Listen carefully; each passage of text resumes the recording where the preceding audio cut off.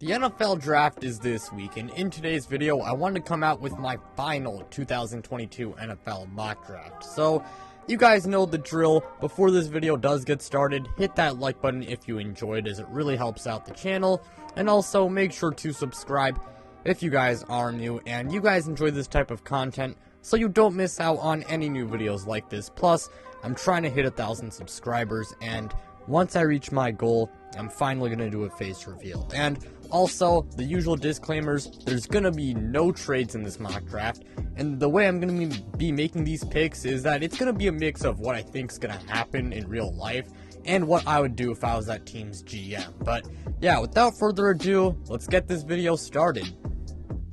Now, with the first overall pick, the Jacksonville Jaguars select Kayvon Thibodeaux, an edge out of Oregon.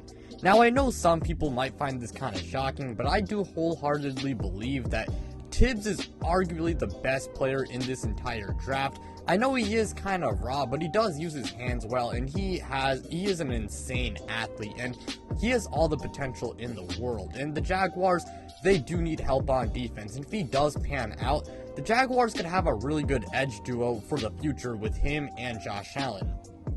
With the second overall pick, the Detroit Lions select Aiden Hutchinson, an edge out of Michigan.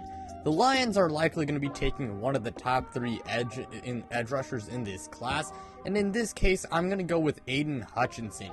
He's a pretty safe prospect with good athleticism, he had pretty good production in college, and he does have very good technique. The only real issues with him is that, for one, his upside, it's not as high as Kayvon Thibodeaux or Travon Walker's, and along with that, his arms are a little bit short. But aside from that, I do like him a lot as a player, and I think he would be a really big boost to this Lions defense. With the third overall pick, the Houston Texans select Evan Neal, a tackle out of Alabama. The Texans, they should go best player available, and it's Evan Neal in this case. He's got it all. He has good athleticism, he has good technique, and he also did play top competition in college.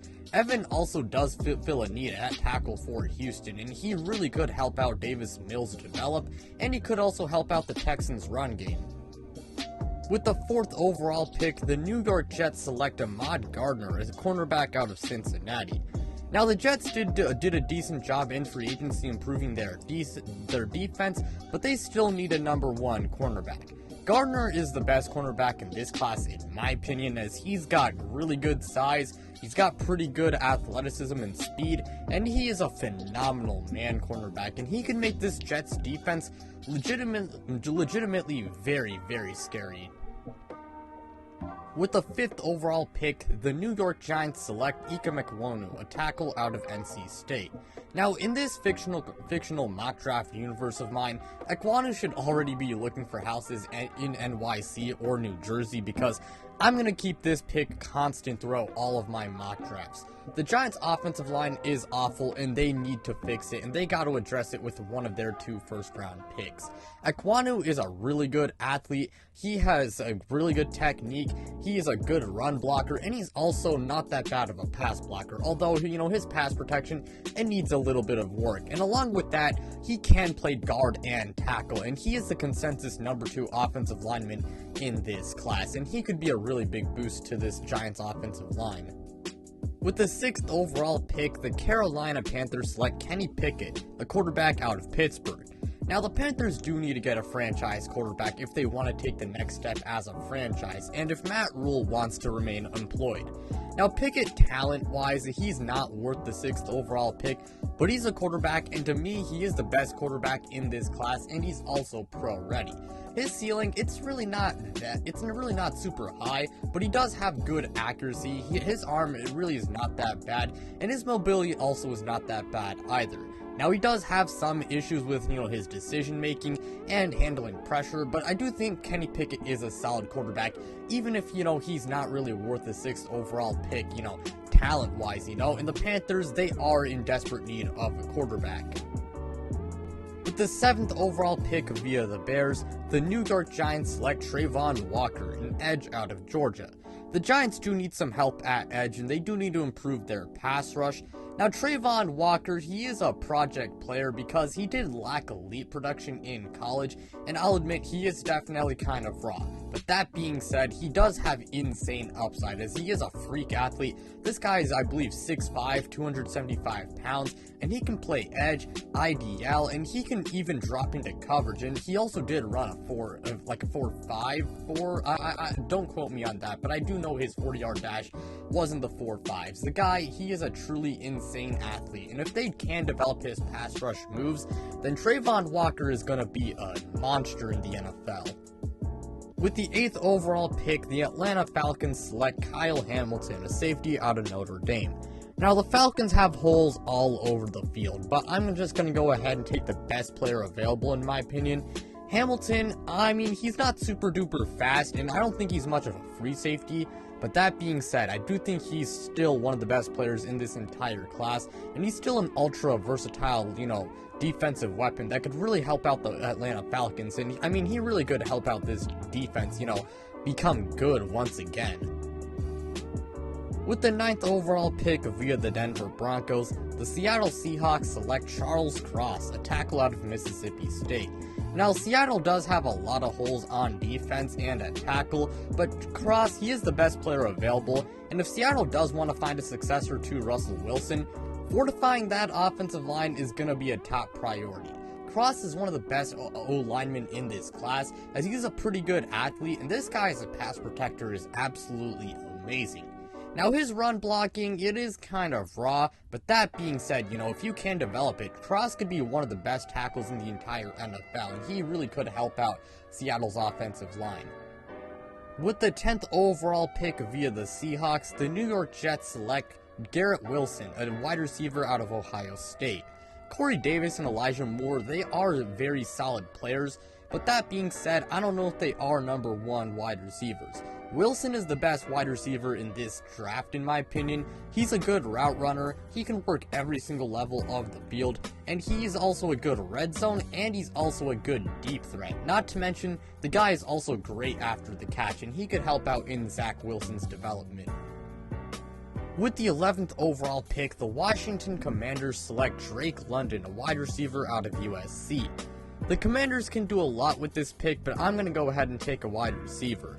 London, in my opinion, is actually kind of overrated, and I am pretty concerned about his ability to separate in the pros. And he's actually my wide receiver 3 in this draft.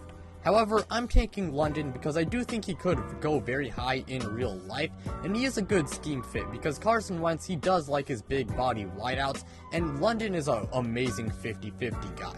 A wide receiver core with Terry McLaurin as your, wide receiver 1, to really just work the middle of all levels of the field and really just be your true number 1. Then Drake London is your 50-50 ball wide receiver, and then Samuel as your Z and, gadget guy, and De'Ami Brown as a 4th wide receiver / deep threat. That would be a great wide receiving core. With the 12th overall pick, the Minnesota Vikings select Derek Stingley Jr., a cornerback out of LSU. Now, the Vikings secondary, it's awful, and they do need to take a DB in the first 2 rounds of the draft. Stingley could go higher, and there's no denying he's a boomer bust player. He had an all-time great 2019 season in college, but that being said, in 2020 and 2021, he really struggled with injuries, and he also just did not play as well in those 2 years. And not to mention, his effort, it really just was not there. Now, despite those concerns, he's still got the athleticism and the talent to be a top cornerback in this league, and it's worth taking a risk on him, Also, he would reunite with Justin Jefferson and Patrick Peterson, who is also an LSU corner who also donned the number 7, so that's something. With the 13th overall pick via the Browns, the Houston Texans select Trent McDuffie, a cornerback out of Washington. The Texans can truthfully do a lot here, but I'm going to go ahead and address their defense here and take Trent. He is a little bit undersized, but that being said, he is one of my favorite players in this entire draft, despite the fact that I am an Oregon Ducks fan for football. He's got an excellent IQ and motor, he is really good in man coverage, and the guy is phenomenal in zone coverage. And again, Houston, they have needs everywhere, and McDuffie, he could help out the Texans defense a lot.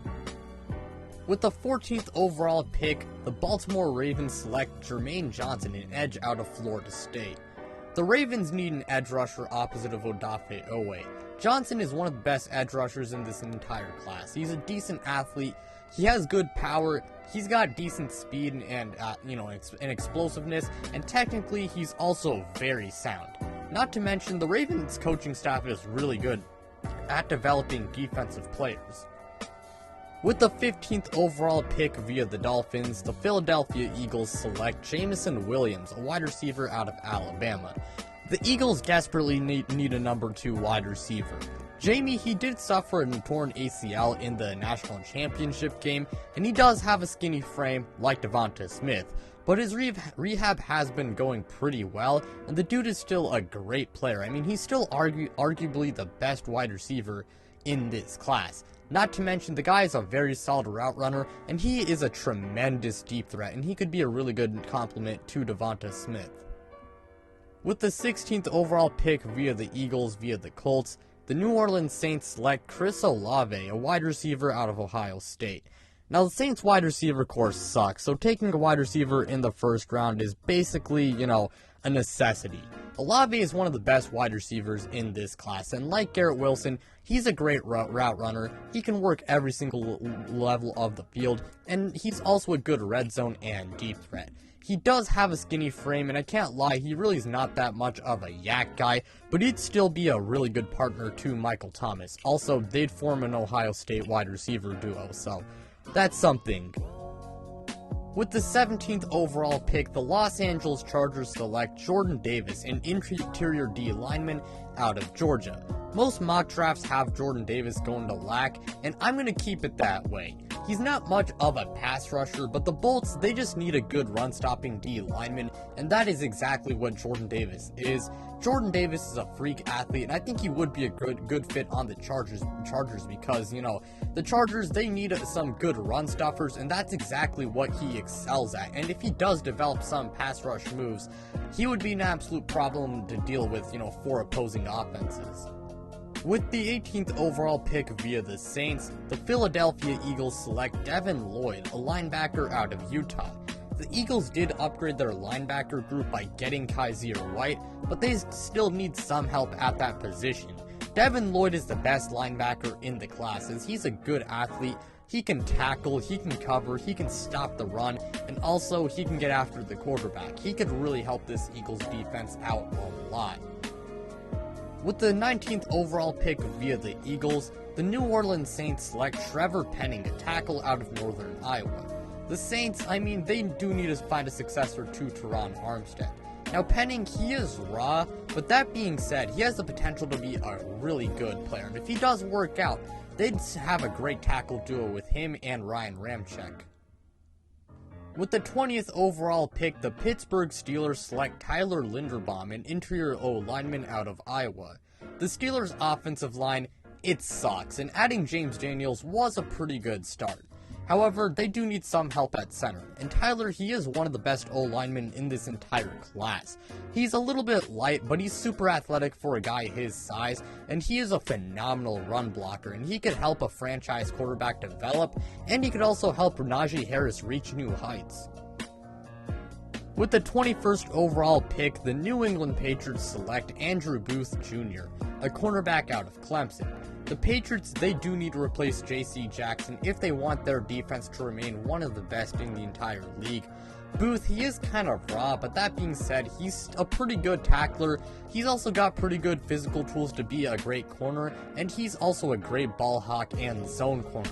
Now, that being said, again, he is kind of raw, but Bill Belichick, he's phenomenal at coaching up cornerbacks, and if he can improve on, some of Andrew Booth's weaknesses and improve his man coverage, then Andrew Booth could be an absolute problem for opposing offenses. With the 22nd overall pick via the Raiders, the Green Bay Packers select Treylon Burks, a wide receiver out of Arkansas.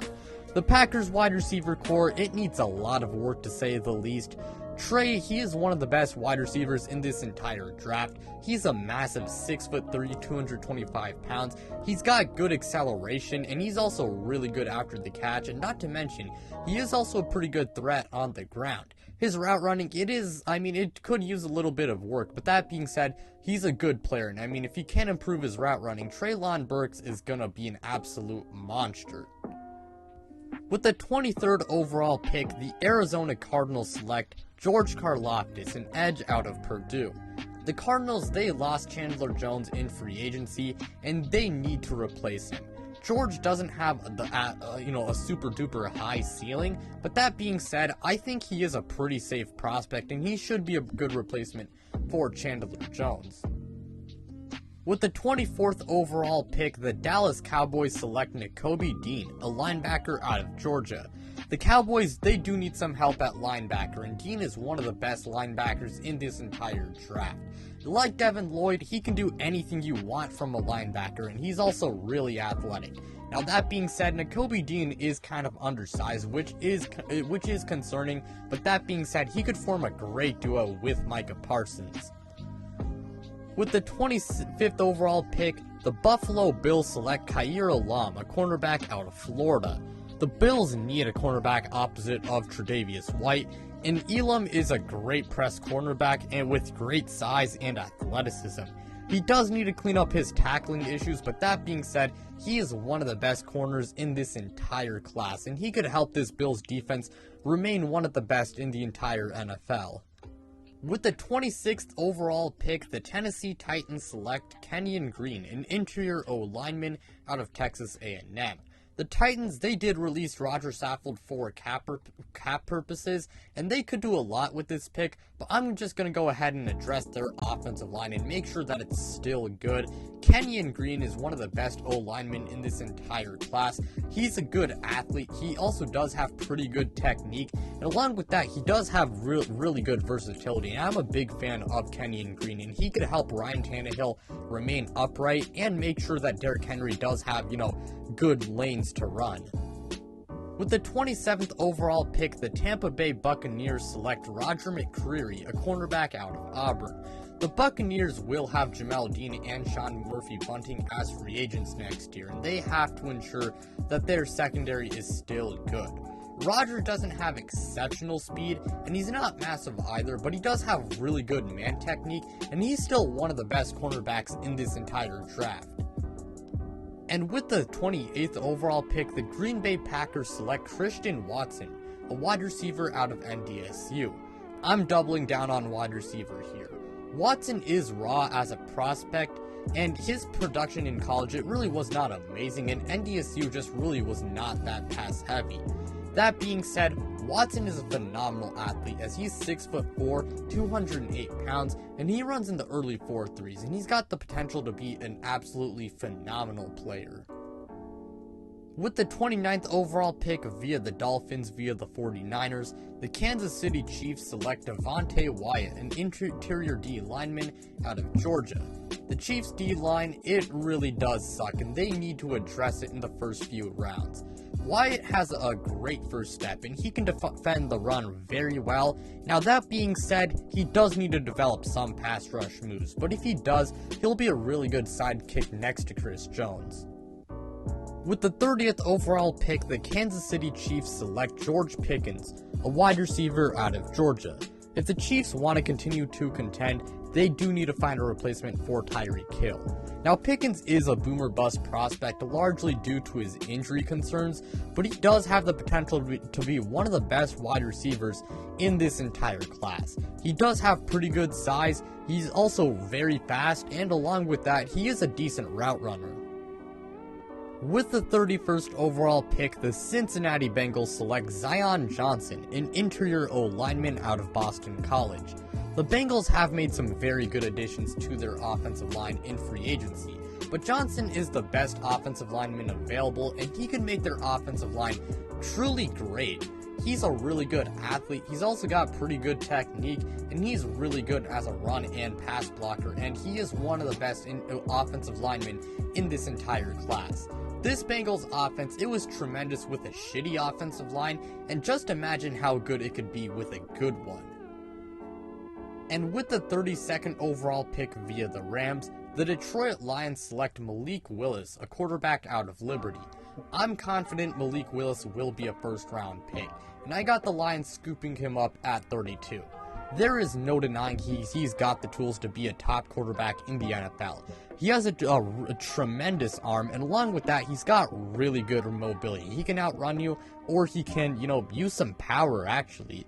Now, that being said, he's incredibly raw as a prospect, and he has to sit for a year, because his decision-making, it's not good. He doesn't read the middle of the field. He's not good at going through his progressions, and along with that, really not that good at reading defenses, And the Lions, they are a very good landing spot for him because they do really need a franchise quarterback. I don't know if Jared Goff really is that guy.